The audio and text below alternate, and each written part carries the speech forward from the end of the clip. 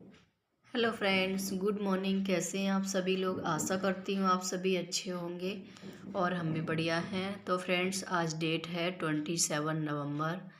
तो ब्लॉगिंग की शुरुआत मैंने सुबह 5 बजे से ही कर दी है। तो यहाँ पे मैं उठ चुकी थी और अभी बच्चे को उठा रही थी। तो बेटी तो उठ गई है, वो अपनी स्टडी वगैरह कर रही है और बेटा को उठा रही तो उठ ही नहीं रहा है, क्योंकि सुबह सुबह हम ही लोगों का मन नहीं होता उठने में। तो बच्चे तो कैसे उठें।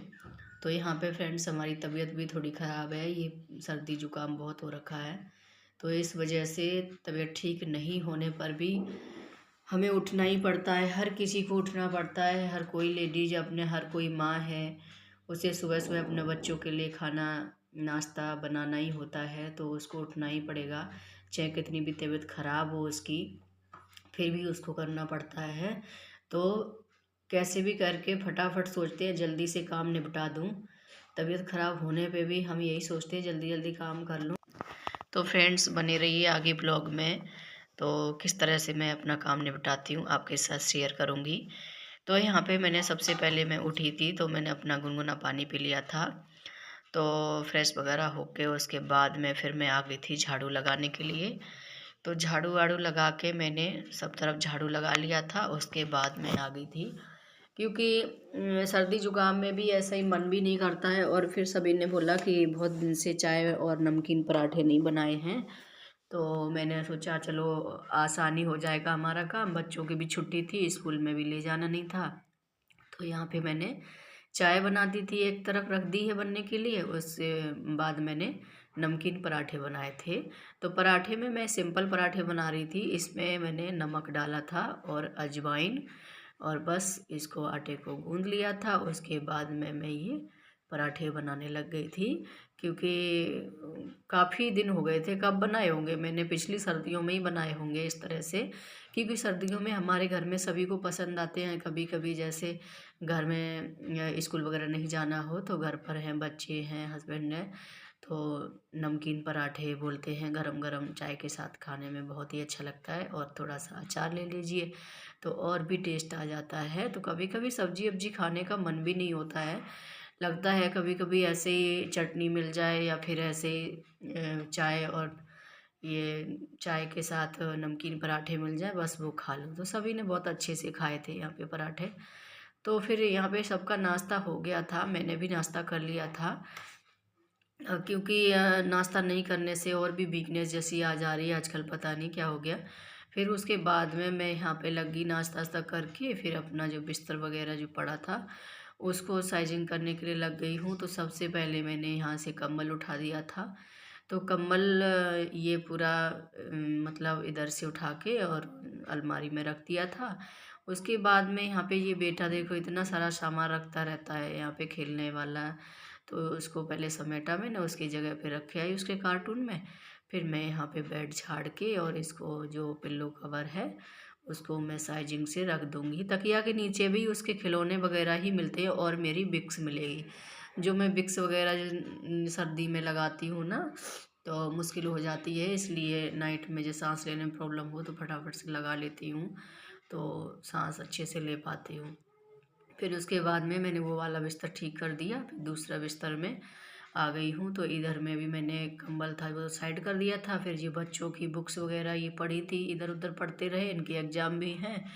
तो 28 से ही एग्ज़ाम है कल से, तो इसलिए फिर मैं यहाँ पे बुक्स वगैरह भी ये उठा के मैंने टेबल पे लगा दी है। इनकी बच्चों की ये टेबल है, यहाँ पे बेटी पढ़ती है। तो टेबल पे तो कभी बैठती नहीं है, वो चारपाई पे बैठ जाती है, कम्बल ओढ़ के बैठ जाएगी, बोले कि ठंडा लग रहा है। तो टेबल लेवल पे तो ये अपना शो पीस का ही रखती है, वो कुछ बनाती है तो वहीं रख लेती है।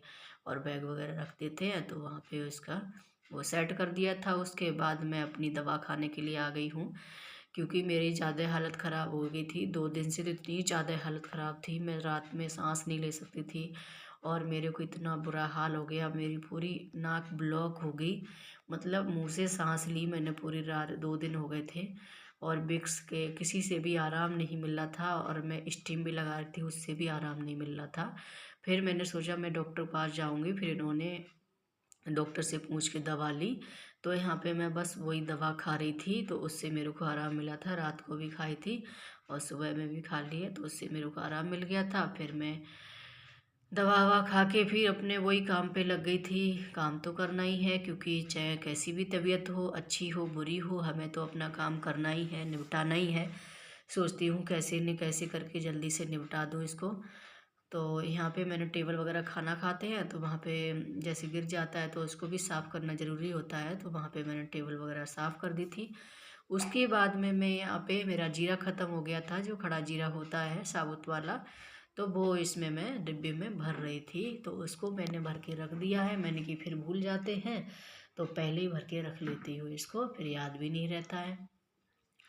तो यहाँ पे जब सब्जी छौंकने चलते हैं तब याद आता है कि अरे जीरा ख़त्म हो गया, इससे पहले ही काम कर लो तो ठीक रहता है। तो उसके बाद फिर मैंने गैस वगैरह थी जो स्लिप थी, ये सब साफ़ करी है। पहले गैस अच्छे से साफ़ कर ली है, फिर उसके बाद में स्लिप साफ़ कर दी है। और यहाँ पे फिर मैं आ गई हूँ बर्तन धुलाने के लिए। तो बर्तनों को मैंने पहले अच्छे पानी से निकाल लिया था, उसके बाद में इनको मांज लिया था। मांजने के बाद फिर मैं यहाँ इनको पानी से धुलाने लग रही हूँ। तो पानी से मैंने अच्छे से ये बर्तन को धुला दिया है। तो देखिए ये टब मेरा, वैसे इसमें मैं सामान रखती थी, अब ये बर्तनों के काम आता है रखने में, क्योंकि यहाँ पे पानी बहुत नीचे आता है, कहीं निकास भी नहीं है निकलने के लिए। तो टब में रख देती हूँ, अच्छे से बर्तन रख जाते हैं इसमें। तो मैंने बर्तन वर्तन धुला दिए थे, फिर सिंक वगैरह अच्छे से उसको ब्रश से साफ़ कर दिया था। फिर उसके बाद मेरे को ध्यान आया कि मुझे आटा भी छानना है, क्योंकि मेरा आटा शाम को ख़त्म हो गया था। तो मैंने इस बाल्टी में इस ऐसे ही कर लिया था। तो उसमें मेरे को पता चला एक आध जो घुन नहीं होते हैं काले वाले, वो निकल रहे थे और एक आध रुन्नी जैसी निकल रही थी। तो मैंने बोला इसको मैं कल सुबह ही छानूंगी। तो इसको मैंने फिर आटे को जो बाल्टी में भर दिया था उसको मैंने छान लिया है।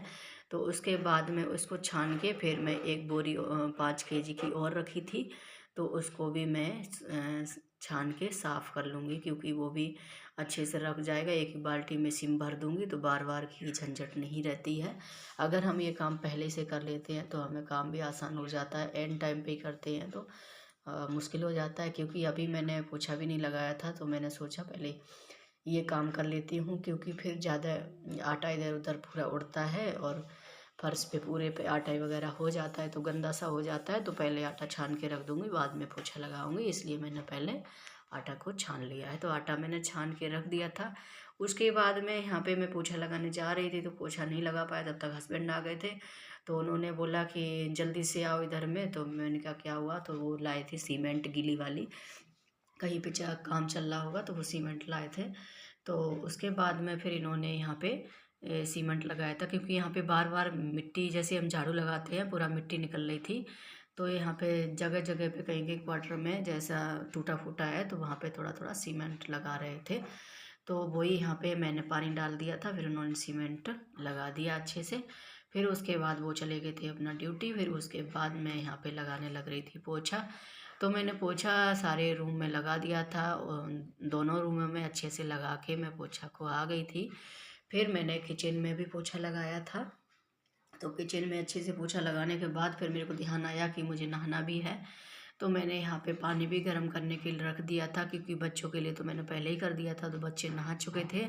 तो हस्बैंड आएंगे नहाने के लिए, क्योंकि वो भी जल्दी जल्दी सुबह चले गए थे, नहाए नहीं थे, तो उनके लिए बाद में लगा दूंगी। तो मैं यहाँ पे फिर बाद में पोछा वगैरह लगा के फिर मैं नहाने चली गई थी। नहाने के बाद मैंने कपड़े वपड़े धुलाए थे, फिर कपड़े सुखा के फिर उसके बाद में आ गई हूँ किचन में। तो किचन में मैं बनाने वाली थी आज पालक और आलू की सब्जी।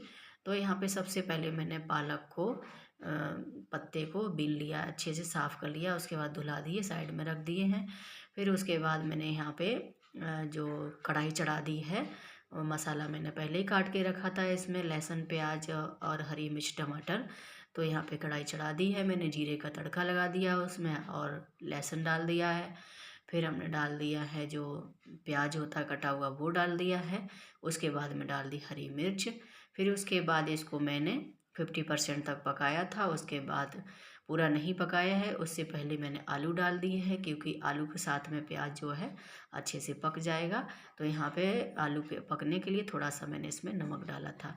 तो हमारे आलू 50% पक चुके थे। उसके बाद मैंने डाला था टमाटर। तो टमाटर डालने के बाद में फिर मैंने यहाँ पे इसमें मसाला डाल दिया है, जो कि हल्दी पाउडर है और लाल मिर्ची पाउडर है और धनिया पाउडर है। उसके बाद में थोड़ा सा डाला था गरम मसाला। तो यहाँ पे मसाले को मैंने अच्छे से भून लिया है चला के। उसके बाद में जो पालक कटा हुआ था उसको डाल दिया है। तो इसको मैं अच्छे से चलाती रहूँगी।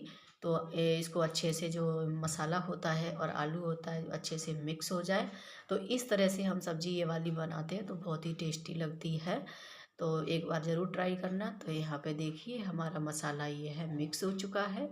तो इसको मैंने अच्छे से इसमें फ्राई कर दिया है। तो उसके बाद में हम इसको एक प्लेट लेंगे, तो उससे हम ढक देंगे और इसको स्लो गैस पे छोड़ देंगे, क्योंकि हम इसमें पानी नहीं डालेंगे। स्लो करके इसको पकने देंगे।